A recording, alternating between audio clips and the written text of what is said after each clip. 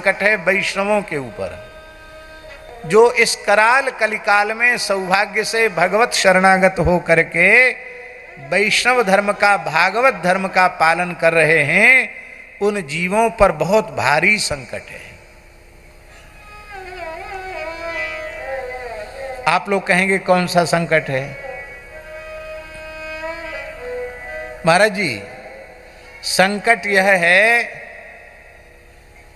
कि वैष्णव परिवार को अपनी वैष्णव संस्कार युक्त कन्या के लिए वैष्णव वर नहीं मिल रहा है, और जो वैष्णव परिवार हैं उनका लड़का, घर में परम भक्तिमय वातावरण है, उनको वैष्णव परिवार की कन्या नहीं मिल रही है बहू के रूप में। ऐसे कितने ब्राह्मण हैं, कितने क्षत्रिय हैं, कितने वैश्य हैं, कितने चतुर्थ वर्ण के लोग भी हैं। बड़ी समस्या है। आप अन्यथा न माने महाराज जी, चतुर्थ वर्ण के भी कुछ ऐसे वैष्णव हैं जिनकी वैष्णवता को देखकर हम नतमस्तक हैं।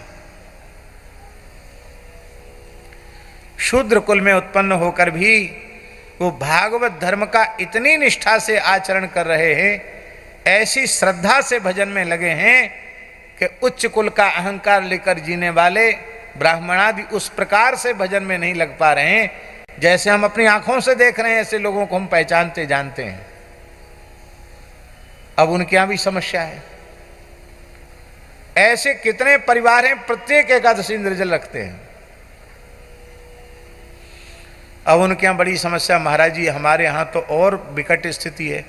हम अपने शूद्र समाज में खोजने जाएंगे तो हमारे यहाँ तो पुत्र खान पान वाला मिलना और अधिक कठिन है। आज एक विचारधारा यह भी पनपने लगी है समाज में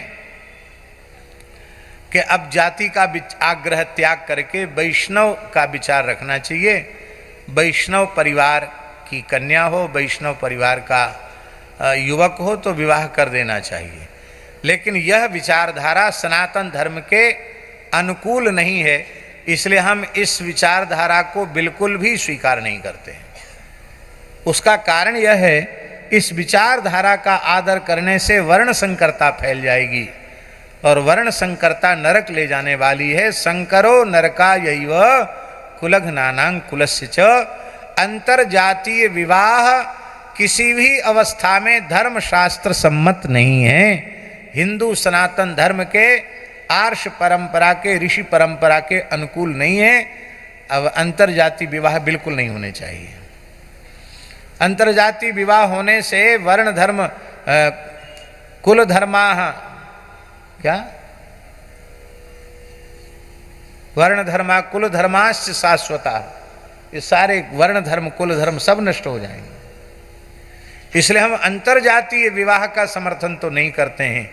लेकिन मेरी प्रार्थना है विष्णु जी, पढ़े लिखे लोगों को थोड़ा इस विषय में समय दे करके वैष्णवों का एक संगठन तैयार करना चाहिए, जिसमें उनके पास आजकल तो विज्ञान बहुत उन्नत हो गया है, जिसमें जहाँ जहाँ तक संपर्क है आपका, तो वहाँ तक इतने ब्राह्मण, इतने क्षत्रिय, इतने वैश्य, इतने चतुर्थ वर्ण के लोग, अमुक अमुक जाति के इतने इतने लोग हैं। 10-20 लोग यदि खड़े हो जाएं कमर कस के, तो पूरे देश में एक संगठन तैयार हो सकता है।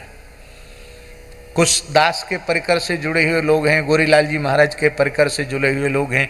प्रत्येक संत के परिकर से कुछ न कुछ लोग बड़ी संख्या में जुड़े हुए हैं। हमको ही पता नहीं, न जाने कितने प्रांतों के लोग जुड़े हुए हैं और सब वर्ण के लोग जुड़े हुए हैं। तो इससे ऐसा एक संगठन बन जाए तो एक बहुत बड़ी सुविधा हो जाएगी। उनका सम्मेलन हो, एक एक वर्ण का, एक एक समुदाय का सम्मेलन हो, और उसमें फिर शास्त्रीय वैदिक पद्धति के अनुसार विवाह हो, तो इससे सनातन धर्म बच जाएगा। नहीं तो बड़ा भारी संकट है।